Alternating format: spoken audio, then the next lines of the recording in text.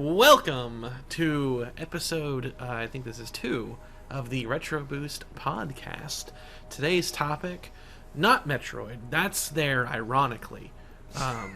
It did put a hole in me, though, as you can see, so the background is quite deadly. I'll get that checked out as part of my yearly physical. He'll tell me I didn't have a hole last time, and to patch it will be $5 million. But don't worry, insurance covers $100. So all good. 100. Great to have everyone here. Last time we talked about the Resident Evil 4 remake. Today's topic is concerning a game that's very special to me, Metroid Prime. We'll be talking about that today. I hand the reins now off to my better half, Mr. Tory. Yeah, so ever since I have been a part of the channel, I've noticed and seen that this is a series and a game that is really important to you. And I'm very excited to have this dialogue with you today, and I've built a list of questions for you so that I can pick your brain, because you know the knowledge of this series that you have is it's pretty great. So I am looking forward to this conversation for sure. So we're gonna go ahead and start it off. Earliest memories of the series. It could be, you know, the games that came before Prime. It could be the games that came later for Prime. What was the earliest memories of Metroid for you? So, by exposure to a lot of Nintendo's first-party characters actually comes from Smash Bros. I've talked about it on the channel before, namely the Gex review video I did, that was like the first N64 game I ever played. So I wasn't like gaming a lot of the Nintendo first party stuff like right away with my N64. It happened like years later. So Smash Bros is like how I first got to know characters like Link and Kirby and Captain Falcon, but also Samus. And I thought Samus was a scary robot. I remember very distinctly being like, that's a robot character. And I was always afraid of that level in Smash Bros.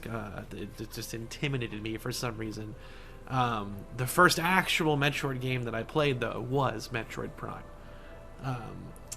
And then, like, messing around a little bit with the original copy of Metroid that was included with it, because the whole original game is also on Metroid Prime. You can play it in there. So those two were like the first of the franchise I ever played, and it's Smash Bros. That introduced me to the character of Samus. Oh yeah. In Smash Bros. Melee, there's the Brinstar stage, right? Well, I'm referring to like in Smash Bros. 64. Oh yeah. Well, what's the Smash Brothers stage? Because Samus had a stage. Yeah, Planet Zebes. You mean Zebes, right? I'll kill you. I'm pretty sure it's Zebes. We're gonna go ahead and stick with that. Moving on. So the build up for Prime for you must have been pretty intense. I mean, you thought this was a machine, finding out that it's a blonde-haired bounty hunter. What was your reaction to that? How did you find that out? And what was the build-up to the launch of Prime? Were you like a super fanboy? Did you get the player's guide? Like, were you in line for that midnight release at GameStop? Like, what was that experience like for you? Well, I would have been like, okay, let me do some math. Let me do some quick math here. Sure. It was 2002. Yeah, I would have been like 8 years old. I think. You're definitely not at a midnight release. That's what I was about to say. I was like, although I don't think yeah, we did get it around that time. Okay, so I was not tracking the releases of games like at all at that time in my life. it was all about like whatever popped out on the random days that we visited Blockbuster or GameStop. That was how that was. I didn't even have like, man, it probably wouldn't be until like 2005, 2006 and onward that I was like regularly using the internet to like look up that kind of stuff, like IGN and whatnot. And then I had a Nintendo Power subscription that started around then, and I had it all the way until it ended too. So prior to that, like I like nothing. What I did get was a Nintendo GameCube promotional disc, and Cameron and I watched that disc as part of a previous Retro Boost Arcade thing, and there are Metroid Prime trailers on there. But I want to say that I saw all that after I already had Metroid Prime. So now the question is, how did I get Metroid Prime? Very complicated series of events that'll take a long time to explain. My dad came home with it and gave it to me. Nice. Yeah, that is a lengthy story there that we just don't have time for. He did that a couple times, only twice. He basically like just, I don't know what was going on, like, but he would just like randomly bought that because I guess he thought that I would think it was cool. So he just got Metroid Prime. Similar thing happened with Star Fox Adventures. Those are the two games that like he just kind of like came home with and was like, "Here, I got this for you." Maybe I got like a good report card or something that like warranted them talking and doing that. But yeah, it's like I didn't ask for it. I didn't even know it existed. And that's how he just delivered it to me. Nice. Well, your dad is a pretty cool dude, so I mean, I think it's all right. So for us, we pre-ordered it, did the midnight release thing in 2002. I was like probably 12 or 13. So we were in the thick of all that stuff. I remember the player's guide. I remember bringing it home and being really, really excited about it. You know, growing up, Metroid wasn't like me, Brendan, and Thomas all have like our quadrants of IPs that we all kind of play, and like we know who's the best at which ones. And Metroid is my twin Thomas's thing. That's his thing. He was the most hyped for that. He has outplayed me and Brendan in that series tenfold. Mega Man X is one of those for him as well. But yeah, we were all really hyped, and I remember the change to 3D was something that we were really excited about. We had played a lot of Super Metroid growing up, and we were really hyped, and we played a lot of Smash Bros. So we knew who Samus was. You know, we knew all of that. Do you recall any thoughts that you had about the series going into a 3D space? And I'm assuming you hadn't played any of the side-scrollers until after you played Prime. Correct. Interesting. Wow, that is such a unique approach. That is... have you gone back and played the side-scrollers, and kind of how do you think that how do you think that goes? Like, do you? I'm sure you prefer it in 3D, but those side-scrollers are pretty good. So I knew of the side-scrollers' existences via that promotional disc, because it has trailers for. Actually, I think it had trailers. It showed a video of like every Metroid game up to Prime, and then also had trailers specifically for Prime and Metroid Fusion. Fusion being, because Fusion and Prime released like together, so like that was like to believe. The year of Metroid right there, because they hadn't had a game since '94 with Super Metroid, and it was like you're not getting one, you're getting two. So I knew of them because that disc showed like OG Metroid, Metroid 2, etc. The first of the side scrollers that I played was Super Metroid via emulation. A kid at school like had a flash drive with a bunch of ROMs on it, and he gave it to me, and I beat the entire game with keyboard controls. Yeah, and it was a nightmare.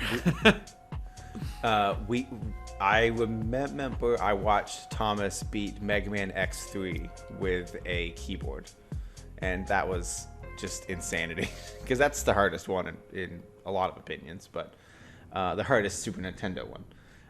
Anyway, Prime was it was Prime that allowed you to get the fusion suit, right? Yes, and to really answer your question, I would say that I love them both, side scroller and the Prime games being first person. Like there isn't one experience that I necessarily prefer. That said, the only Metroid game that I haven't played is the remake of Metroid 2 that came out for the 3DS. And with that said, Metroid 2 is also like the only one that I've like barely played at all. Like I've played it and like for some time, but like I never beat it.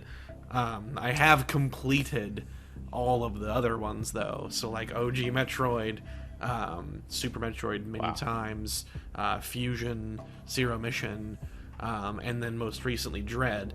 And I mean, if I had to choose, like, do I want it to be side-scrolling or first person? I don't know. Some of them have done like a really good job being the best of those respective styles. Like I feel like the Prime games are some of the best first-person shooter/adventure games ever made. Just the same that I feel like some of the side-scrolling ones, like Dread and Super Metroid, are the best side-scrollers like ever made. So I don't know. Team Ninja did a pretty good job hybridizing it with Metroid Other M. The gameplay of that is pretty S tier, but the rest of the game is garbage, so it's hard to really weigh in. Yeah, I mean, side-scrolling Metroid games gave birth to an entire genre, Metroidvania. You know, they got to be doing stuff right. I mean, if they're not, we're not seeing any of those games. So yeah, it's I've played a lot of the side scrollers, and I've played a lot of the 3D ones, and it's kind of like trying to pick your favorite Mass Effect titles. Like all three of them, except for Andromeda, all three of them. Well, you said three, so we're not going to count the fourth. I'm glad you picked up on that. All three. The only. All three are so they're so good that like trying to pick any of them is a fool's errand. So let's talk about your favorite Metroid game, Federation Force. You'll notice very strategically how I said the only Metroid game I haven't played is Return of Samus, and I didn't say Return of Samus and Federation Force. I own Federation Force though, because when I want to say the phrase "I own every Metroid game there is," that statement is not true unless I own that piece of shit. So I do have it. I remember I rarely get angry during a Nintendo Direct, and I remember getting angry while I watched the reveal trailer of that game. Oh yeah, dude, everyone did. Just being completely confused. So okay, so we're gonna go ahead and move on. So the game is out. Prime 1 is out. We're all playing it at home. What are some of your general thoughts of Prime? We're going to start with the environments. What are some of the environments that you go back to? The one that I enjoy the most, Phendrana Drifts. I mean, that soundtrack can play in my head all the time. Which one? So regular or Phendrana's Edge, which is what I'm probably thinking you're thinking of. The techno Edge, one. Yeah. Yes, yeah, it's absolutely. Phendrana's Edge. Yeah. Yeah. Well, phenomenal. Here's what I'll tell phenomenal. you. That game scared me when I first played it. Because again, I was like 8 or 9 years old when I was first playing it, and when it comes to video games, unlike movies, ironically, I was pretty sheltered in terms of what I was allowed to play. I didn't own like any M-rated games until I actually was like 17. to explain this. Yet, very funnily enough, I had seen movies like Predator and Terminator and Aliens when I was like 10 years old. So hell yeah, dude. I was not Absolutely. used to like mature / horror-esque video games. So the Frigate Orphean like sequence, like that game scared the crap out of me. Very atmospheric and intimidating. A lot of parts of the game scared me. But I think that was like such a unique thing for my gaming wise to experience that it kept me interested. I got really the environments, like, as far as my favorite, I'd probably have to say man, maybe Dragon's Drift 2. Hey man, it's S tier. I'm telling you, it is S tier. I always found the Sheegoth monsters very interesting that are in that zone. Yeah. Especially like because I wasn't good at that game, so like I would get stuck very frequently my first time playing it. Like it took me ages to complete Metroid Prime the first time, so I would get like very comfortable with my knowledge of a given environment because of how many times I'm having to throw myself at it. So there was like this kind of spectacular moment where like the adult Sheegoth barges out of that wall. I'm just like, oh my god, there's a big one now. Yeah. That's great. Yeah. That would be it for me. You know, all the environments in that game are great. The way that you can, you know, it was really one of the first games that I can recall that the environments were more than just what you were seeing. The way that they showed up on Samus's visor in all sorts of ways was just very unique to the game and very unique to games at that time. I can't really recall a game that made you feel the environments that you were in, and Prime certainly did that. So good. Soundtrack. One of the things that I recall growing up was I would leave Prime 1 on the start screen, the screen that's right behind you, and that soundtrack I would just let play. And for years, it was my ringtone. The soundtrack in Prime 1, just so great. What are some highlights for you as far as the soundtrack is? Oh, I have them all memorized. Like I could hum any of them on a moment's notice. I think the two that stand out the most to me would be Magmore Caverns, which is a just recreation of Lower Norfair from Super Metroid, and then of course the Ridley theme. Like the Ridley theme is awesome. It's funny how that started as a generic kind of escape boss theme, and now it's like his theme. Oh yeah, it is also pretty killer. But yeah, the game has a great like. I love I don't know what the term for that is, like synth, like I don't know, like it, whatever it's called that like that game uses for like the bulk of its tracks. Like it creates a very unique soundtrack that really adds to the ambience of the world. 100%. Yeah, it's really good. Totally agree with that, and you know that's just one more thing that Prime did really well. And kind of the point that you made, it was a very unique soundtrack too. You could kind of tell the approach that they were going for, and they crushed it for sure. Soundtrack is just it's so good. And honestly, like they didn't really slow down with it because the soundtrack in Prime 2 and 3 is really good too.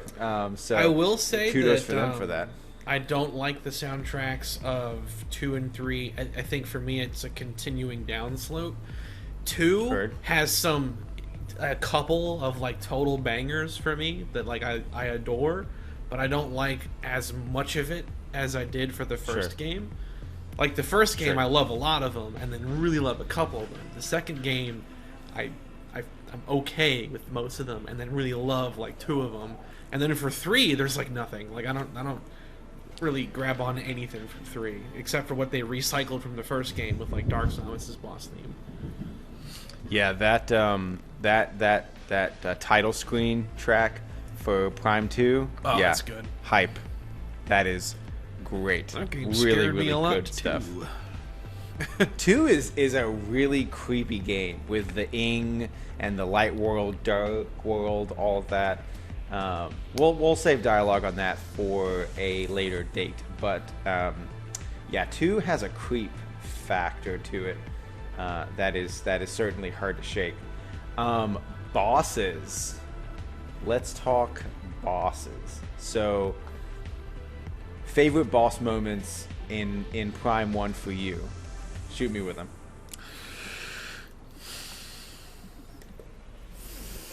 Omega Pirate. Omega Pirate. God, that's stuck on him forever. So, I wasn't good at video games when I was a kid. I don't even know that I should make the claim that I'm good at them now, as if to say, like, no, I'm a professional, sponsored by Red Bull. Like, but I was not good at games when I was a kid. So, like I said, I was getting, like, stuck on Prime, like, a lot. Even the Parasite Queen in the opening of the game, like, killed me, like, 5 times. Like, I vividly recall that. With that said, looking back on it now, I really like... Well, firstly, I'll say this. Hard mode changes things. On hard mode / hyper mode, I think the Flagra boss and, like, Thardus and Ridley are all, like, great boss fights.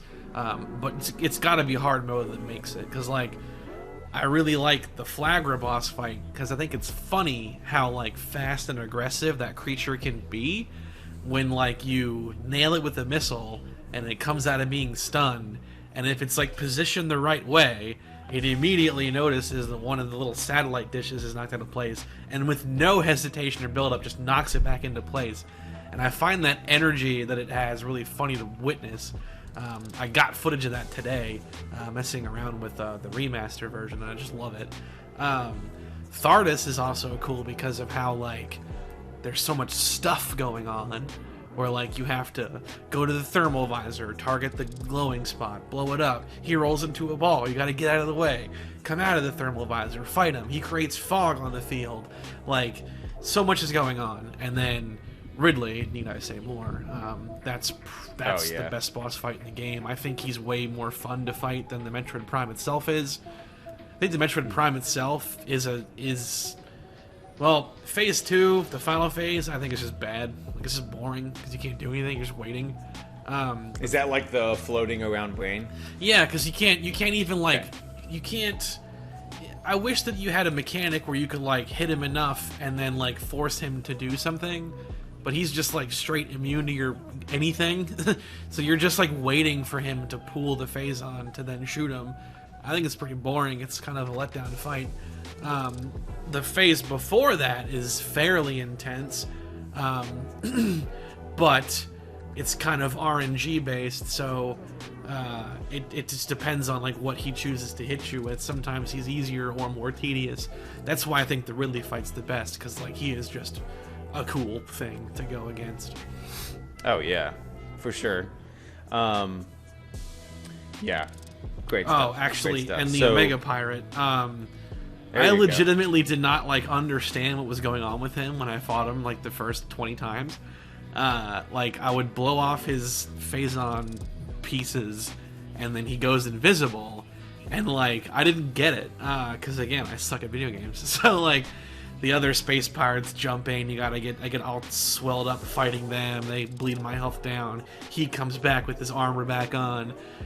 It was, like, a very long process of trial and error to understand, like, I gotta go to the x-ray visor, I have to learn how to triage the situation of, like, do I fight the space pirates and blow time, or do I focus on the Omega Pirate and take some damage from them because I'm ignoring them?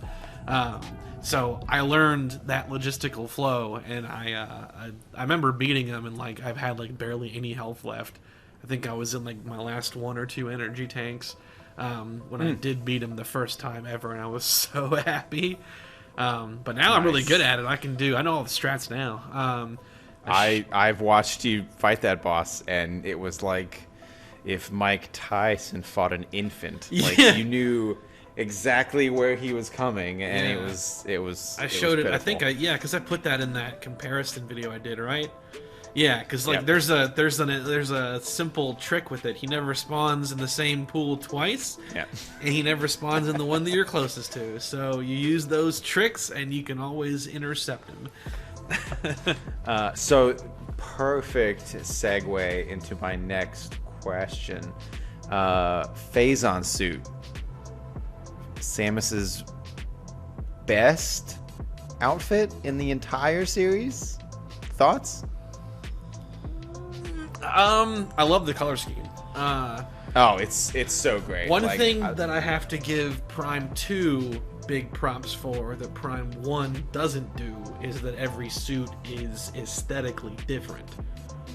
Sure, that's fair. So that's just my one complaint. You're just changing, with the exception of the power suit itself, because the power suit to the Very suit is different. Sure, but then it's just color changes. That said, well, number one, the gravity suit wasn't purple, so screw you.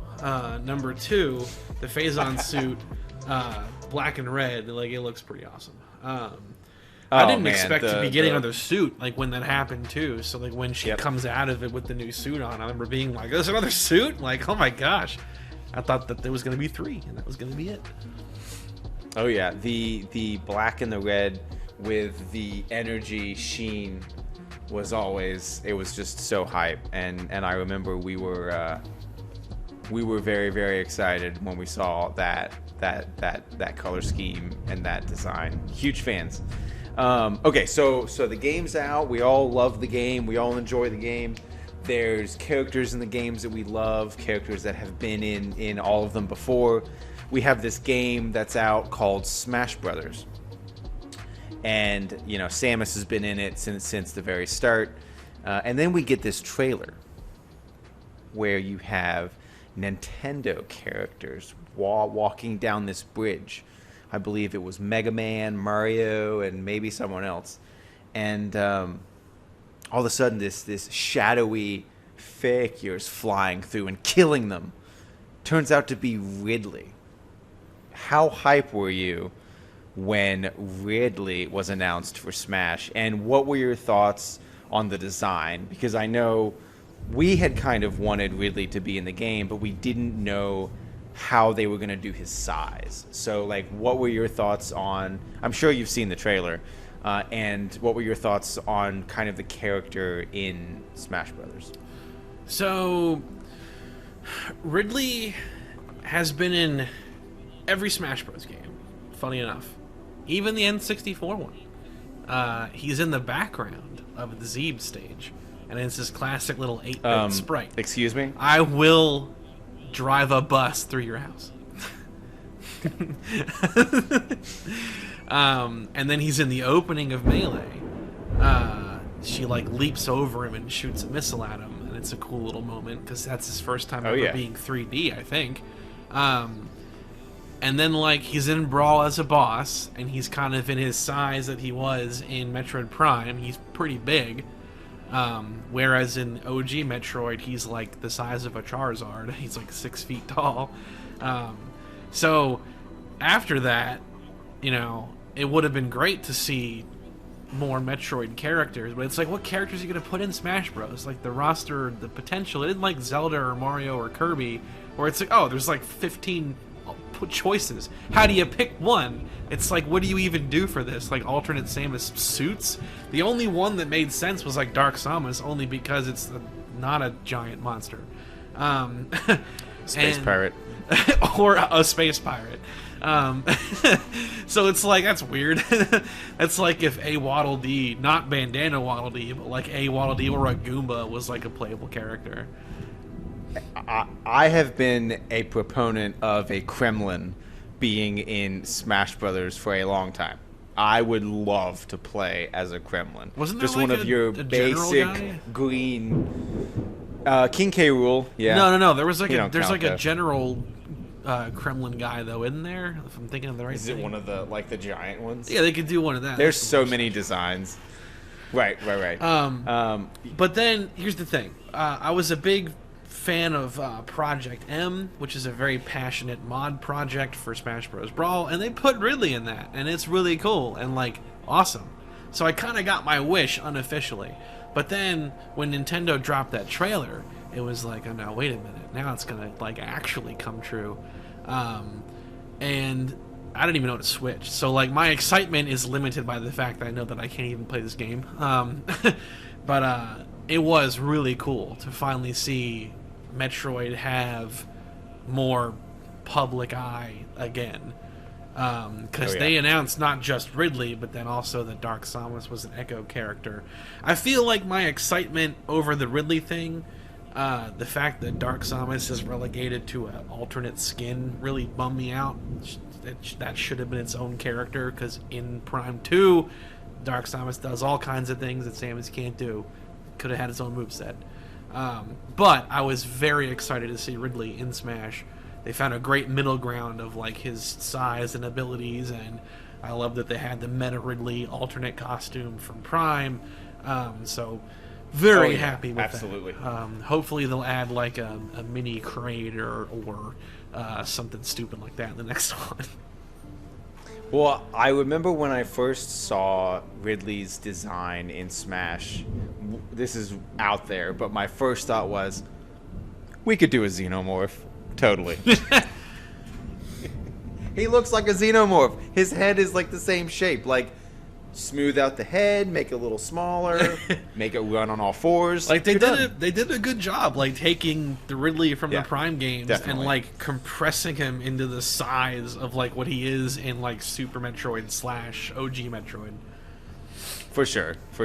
All right, so let's fast forward a few years. Not too long ago, we got Metroid Prime Remaster on Switch. I remember being incredibly excited when this got announced. It's something that the fans have really been waiting for a long time. Hopefully we get 2 and 3 going into 4. I think that's the hope. What was your initial thoughts when the remaster got announced, and was my text to you with the link for the trailer the first time that you saw it? No. Okay. I think I saw Okay. it 'Cause moments I saw it, I before was like, your text came through. I was like, oh my god, Mike's gonna freak out. Because I get, as long as I have the right account signed in at the time, I get alerts from Nintendo's YouTube channel.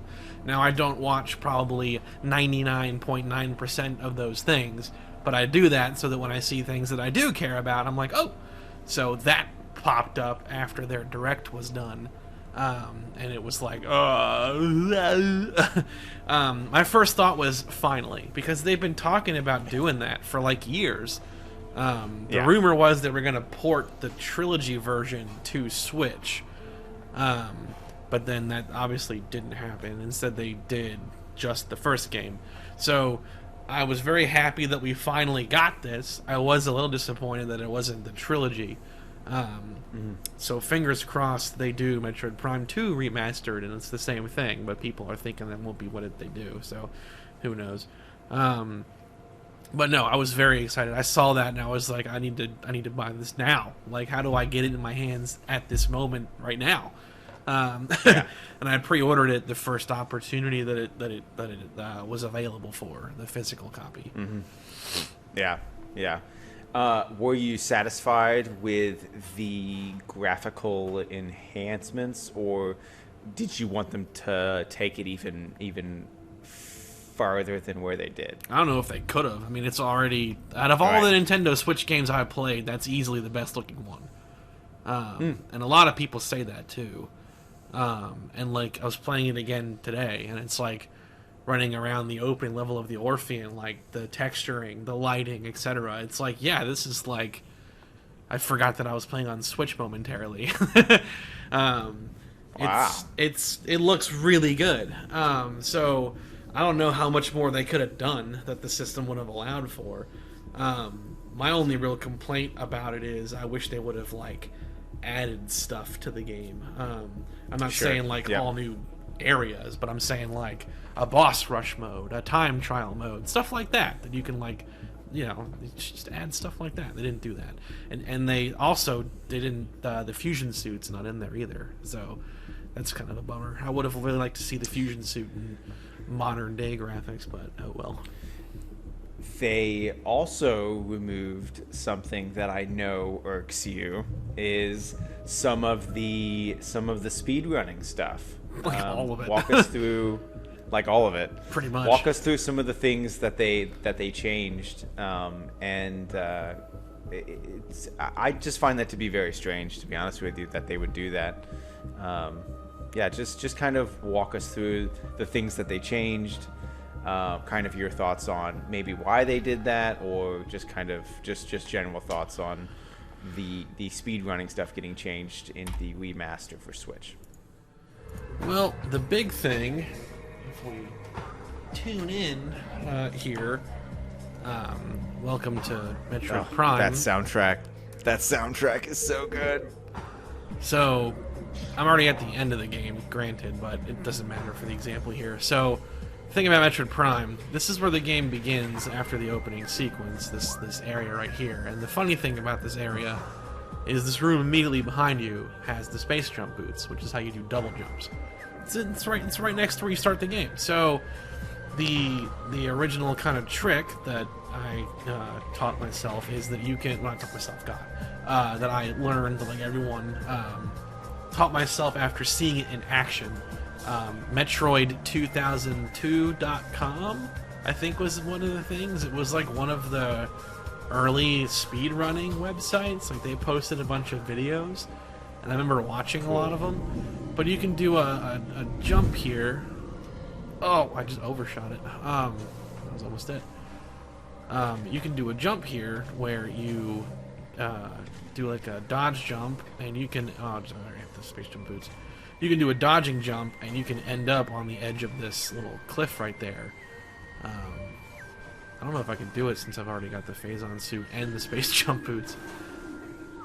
Yeah, I'm overshooting it because I have a double jump. But whatever. Sure. You can... I've done it before on camera. I'm not trying to prove anything.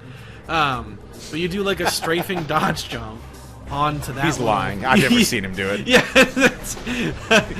I'm a fraud.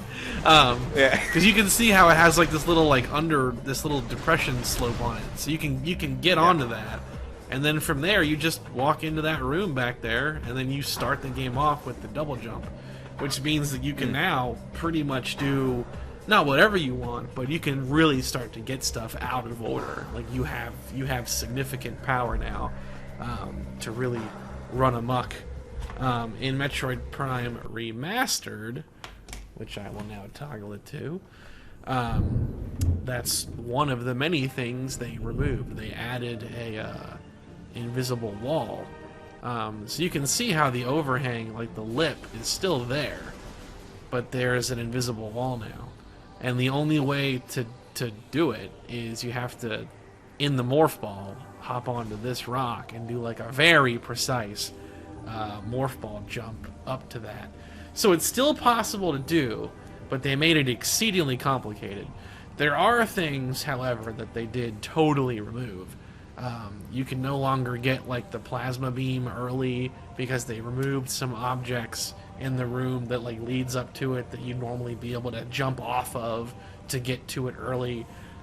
So they took a lot of it away. It's very similar to what they did with the Mario 3D All-Stars collection, where like they removed the backwards long jump from Mario 64, and a lot of speedrunners were like, the hell, man, like that's how you do so many things. Now their logic is they don't want the game to like crash on you, but it's like, hey, man, like seriously, let us have fun. Don't take away our fun. Because like they're saying that like you getting stuff out of order creates like problems with like progression flags in the game and blah blah blah. Obviously their preferences are valid, but on the flip side, we're talking about changes that you're 20 something years too late to try to be patching this. Okay. Right. Like let it ride, or better yet, they could have just added like you want to play the stable guaranteed to work version, or do you want to play the OG version? I don't know. They just don't. They definitely, Nintendo like clearly does not have like any care in the world for like people that like speed run / want to play games that way. So like they're never gonna cater to them. But yeah, so sure. For me, making that, I haven't yet been able to successfully pull off that morph ball jump. I have tried. So like for me it's kind of a bummer because it is really fun to start the game off like that and then do a couple of other skips. I was able to do a lot of them. Getting the plasma beam early, getting an early power bomb in Fenjana Drifts, and like you really turn it into like a true open world experience because doing that completely removes the necessitated order of operations you're supposed to go through to get power-ups. It's really cool. I actually have a theory that we'll get into later about that exact thing, and Nintendo taking a similar approach that they've taken with Breath of the Wild and Tears, in the fact that you can go immediately to the end. And I just have a theory about that and how that could be applied to a certain Metroid game that I'm assuming will come out at some point while we're alive. But so anyway, okay, so we talked through Prime. Now I have some kind of general Metroid questions for you, and through the time that I've been involved in the channel, you are very apprehensive to set anything in stone. You don't want to give a game like a 1 out of 10 rating. You don't want to say what's your favorite of this or that or the other. You don't want to put yourself into a corner where you have to explain like where this game sits on your list of whatever. So I'm going to force you to do that. Okay, so is Metroid Prime in your top 3 Metroid games, and what games are in that list? So what games are surrounding Prime 1? Yeah, I guess it is. I guess it would have to be Metroid Prime, Prime 2, and then Super Metroid would be the top 3. In what order? Is that descending? Is that starting from number 1? Yes. You have to tell me. You can't not tell me. Okay, no. So here's what we're going to do. What is your number 1 Metroid game? Super Metroid. Super Metroid, a side-scroller. That is so interesting. I love that. Very cool. And the fact that you played Super Metroid after you played Prime is really, really cool, too. And Super Metroid takes place on my favorite planet, which is Planet Zebes. So anyway, okay, so 1 and then 2. 2 is Prime 2 or Prime 1? I think that Prime 2 is better, personally. Do you? I know that's not the popular opinion with a lot of people, but for a lot of the reasons that people don't like Prime 2, I like it more.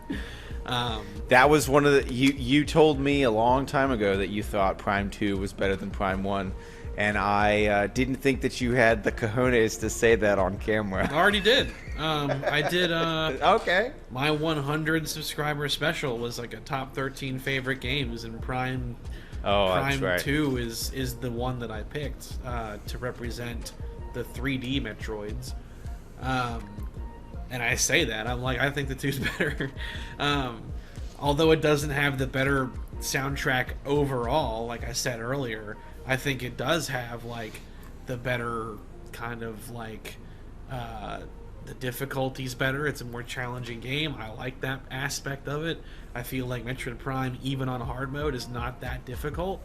It's really only the Omega Pirate that ever gives me trouble, whether it be normal, hard, or otherwise. Every other thing I get through, I just slay mercilessly. Whereas Prime 2, I've never beat it on hard mode. I can't. I've tried. I mean, maybe I'll do it one day, but I failed to beat it on hard mode. And I like a lot of those bosses because they're more challenging and more creative. The game uses more of the morph ball stuff in some of the boss fights. It challenges you with like a lot of bosses that require a combination of abilities versus one ability. Like how Thardus, you have to use the thermal visor in Metroid Prime, but like Quadraxis in Prime 2, like you're using the Echo visor, you're using Seeker missiles, you can use tricks with the boost ball and other things to like cheese certain elements of it. Like it's very involved, and I love that aspect of it. So things like that, I like Prime 2 more for. I don't like that the Dark World is just a copy of the main world, with like lighting differences, but they do enough with some of those rooms that it does feel like a different environment.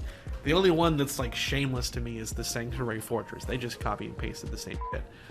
They got lazy for that one. But every other world, they do a decent amount of changes to make it feel different. Nice. And Dark Samus. Super like Dark Metroid Samus is the greatest Prime villain 2. Nice. Nice, yeah. And then Prime at the 3 spot. How interesting.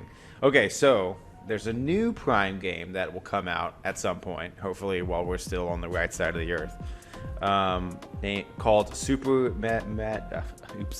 Metroid Prime 4. What are some of your wish list things that should appear in that game? And I'll go ahead and start. I think that they're going to take a Breath of the Wild approach and give you this gigantic thing to explore and leave it up to the player as to how much of that you're going to explore. I think that they're going to make the game in a way where you can go straight to the end. And if you can beat whatever that is with 0 sub-tanks or however they phrase that, they're going to give you that choice. But I think that I think that's what you're going to see. They're going to allow the freedom of the player to decide how far down into the ground are you going to go. That's just a theory that I have, and I would love to see that come true because I think that would create some really, really interesting environments and experiences for Prime 4. So, the first thing I'll say is we haven't talked a lot about like the design of Metroid Prime, really. So, what I'll say regarding that idea is the thing about Metroid is, despite the fact that they throw you into what eventually becomes a giant world that you can explore freely, they're not, I wouldn't call it an open world game. They are very linear. Right. Maybe like the first Metroid is probably a little more flexible. Well, no, even the first one still has like this intended kind of path to it. Bottom line is, like, there's this illusion that it's an open world, but like after you've played it like once through, you kind of realize like, oh, well, I'm not even gonna bother going down this path or that path because I know that I can't. Right. And so it's kind of interesting, like, when you really realize that. And even when you do get certain upgrades, you're still kind of like, yeah, you can go back and like there's a couple of things you can now get, but like you're not gonna like stumble into a whole new territory by just exploring before they want you to. So it's definitely an adventure, but it's not an open world. Not until you're in like the late game and like you have all the core power-ups. Now you can go everywhere. Now it is an open world. So that's an element that's persistent across every game in the franchise, some more so than others. I feel like Prime 3 is probably like the most like untransparently linear.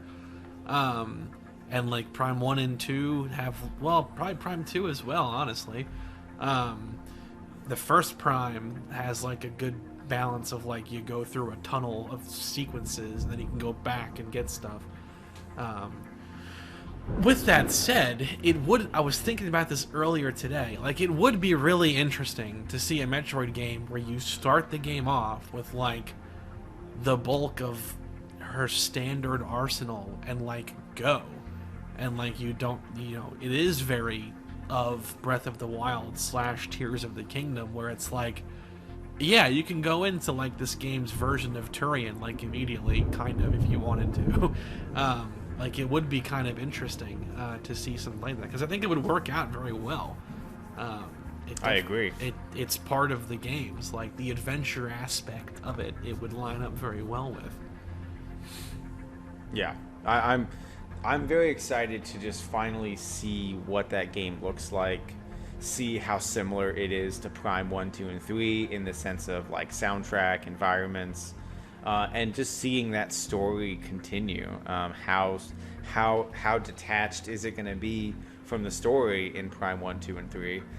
Because it's been so long. Like, how are they gonna bridge that? How is retro? What's the style going to, the game style going to appear like? Is it going to look like the remaster of Prime 1 in how good it looks and how good it sounds? Is it going to be better than that? I just think that there are so many interesting things that we can ask about that game, and eventually at some point we'll get to see it, and then we'll get a release date, and then we'll get to play it. My hope is that they bring back the multiplayer from Prime 2. I'm only really hoping for two things, I guess. I mean, I definitely want it to continue to be first person. The fact that it's called Prime 4, kind of, that comes implicitly, because every Prime game has been first person. Even the DS game was first person, which is a very bold decision on that hardware to do. I played that game. Yep. And I guess I would kind of hope that it follows the 100% ending from the first. Well, not 100%. I think all endings have this. Metroid Prime 3 ends with Samus's ship flying away, and then a ship pursues her, and it's Silux's ship, who's one of the hunters in Prime Hunters. I think it would be interesting if we did see more of those rival bounty hunters, but in a more refined setting of like regular hardware versus what's limited to be done with a DS game. That would be very interesting, because like the Prime trilogy, like that story has a beginning and an end. It's all about the Phazon outbreak, so it's like Prime 4, it's going to be first person, I hope, as far as the story goes. I'd like to see Silux, at least, and then beyond that, I don't know. I'm kind of open for anything. Maybe we'll see the return of Mother Brain. That would be cool. It really has to be a first person shooter. I think that would be a huge misstep for them if it is not. Similar in gameplay style to 1, 2, and 3. And is Ridley going to be in it? I mean, how are they going to do that? There's just a lot of challenges trying to figure that out. I think the only thing that would be kind of interesting for them to do is if it ended with a transition to Metroid 2, because that's the gap in the timeline that these Prime games exist in.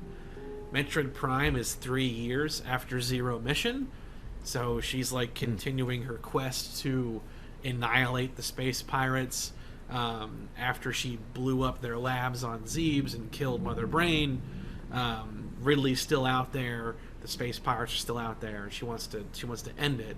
And then Prime 3 ends, and then at some point in between Prime 3 and she makes this decision that she needs to kill all Metroids, and then goes to SR388 to do Metroid 2's situation.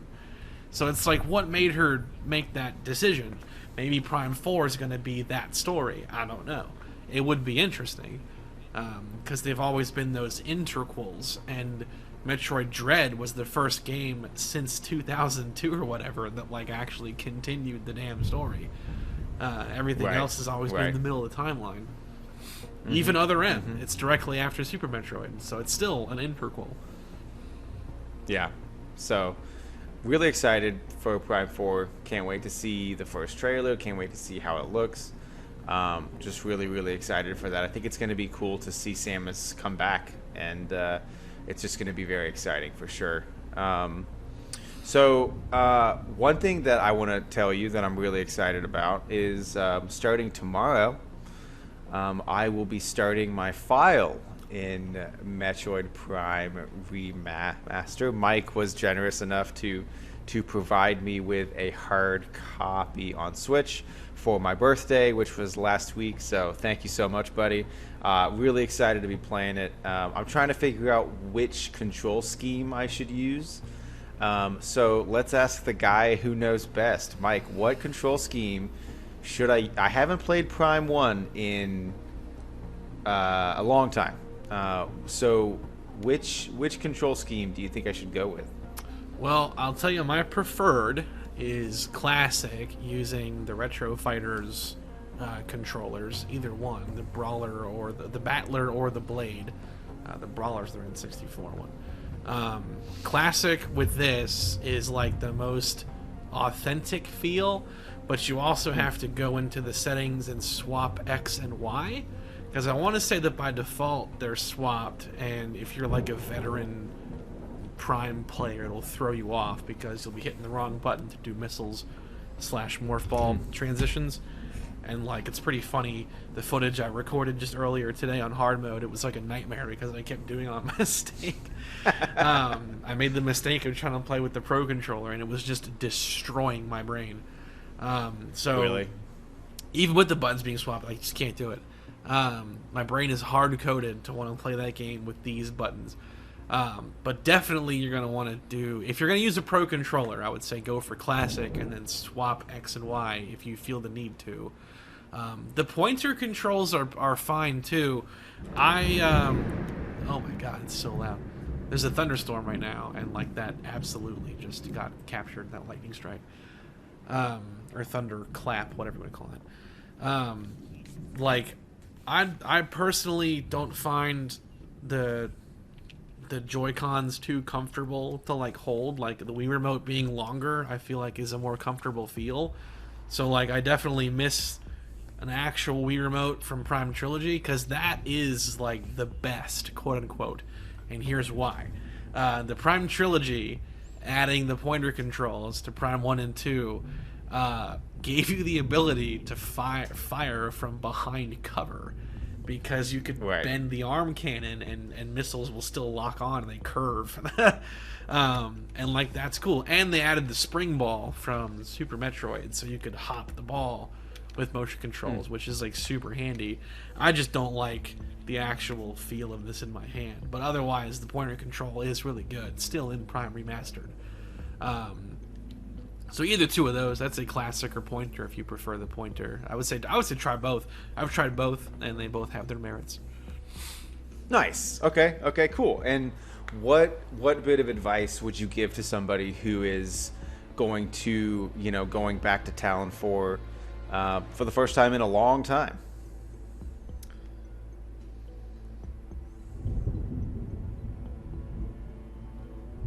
Pass. I don't know. It's good. It's a good time. It's funny how they didn't really change anything about the game besides removing the speedrunning stuff, and it still just holds up like so well. Nice.